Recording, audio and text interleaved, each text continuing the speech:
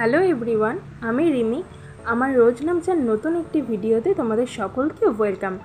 আজকে তোমাদের সাথে যেই রেসিপিটা শেয়ার করব সেটা হচ্ছে সম্পূর্ণ নিরামিষ। এখানে দেখো, তার জন্য আমি কেটে নিয়েছি হচ্ছে পটল, আর ভালো করে সেটাকে আমি কেটে ধুয়েও নিয়েছি। আর এই রান্নাটা যে কোনো তোমরা নিরামিষের দিনে বানাতে পারো। তাহলে চলো এবার রান্নাটাকে শুরু করি। এখানে সাথে আমি কিছু আলুও ডুমডুম করে কেটে নিয়েছি।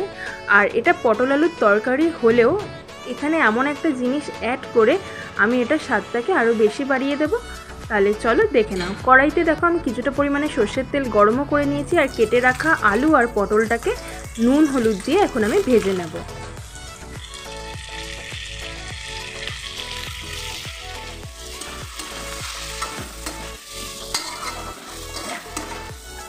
এবার আমি কিছুক্ষণের জন্য এটাকে আমি ঢেকে দেব। পটলটাও দেখো আমার ভালো করে ভাজা হয়ে গেছে, আমি একটু লালচে করেই ভেজেছি। আর তারপরে কেটে রাখা যে আলুটা ছিল সেটাও আমি দিয়ে আরও কিছুক্ষণ আলুটার সাথে পটলটাকেও ভেজে নেব। পটল আর আলু দুটোই আমার ভাজা হয়ে গেছে, আমি তুলেও নিয়েছি।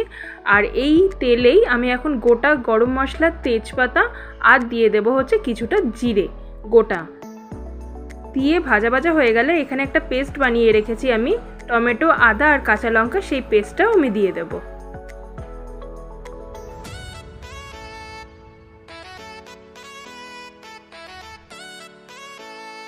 মশলাটাকে ভালো করে আমি কষিয়ে নেব।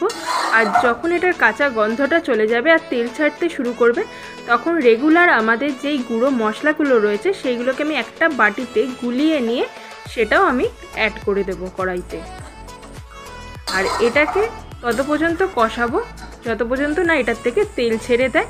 দেখো আমার মশলাটা কষানোও হয়ে গেছে, ভেজে রাখা পটল আলুটা এখন আমি দিয়ে দেব। আর দিয়ে আরও বেশ কিছুক্ষণ এটাকে আমি কষিয়ে নেব।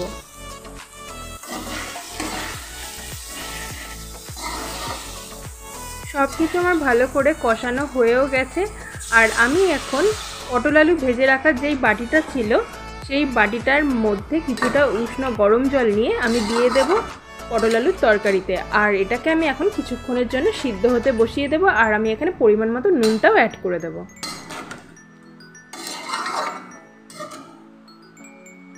তাহলে চলো এটাকে সিদ্ধ হওয়ার জন্য আমি কিছুক্ষণের জন্য ঢেকে দিই। এই দেখো পটল আলু আমার সিদ্ধ হয়ে গেছে। আর যেই সিক্রেট জিনিসটা এখানে অ্যাড করব বলেছিলাম এটা হচ্ছে নারকেলের দুধ। পটল আলুটা সব কিছু সিদ্ধ হয়ে গেছে, গ্রেভিটাও আমার ফুটে গেছে। এখন আমি এই নারকেলের দুধটা অ্যাড করে দেবো। আর দিয়ে এটার মধ্যে কিছুটা পরিমাণে গরম মশলা গুঁড়ো আর দেবো হচ্ছে ঘি, আর সাথে হচ্ছে পরিমাণ মতো মিষ্টি দিয়ে আরও বেশ কিছুক্ষণ এটাকে আমি ফুটিয়ে নিয়ে তারপরে নামিয়ে নেব।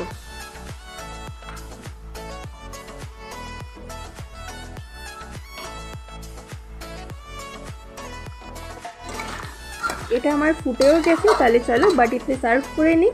আর এইদিকে দেখো আমি বাটিতে সার্ভ করে নিয়ে চলেও এসেছি। আর নিরামিষের দিনে এইভাবে একবার পটল আলুর তরকারিটা তোমরাও বানিয়ে খেয়ে দেখো, জাস্ট এটা ফাটাফাটি হয়। আর যদি রেসিপিটা ভালো লেগে থাকে তাহলে একটা লাইক, শেয়ার, সাবস্ক্রাইব করে দিও। আজকের জন্য টাটা।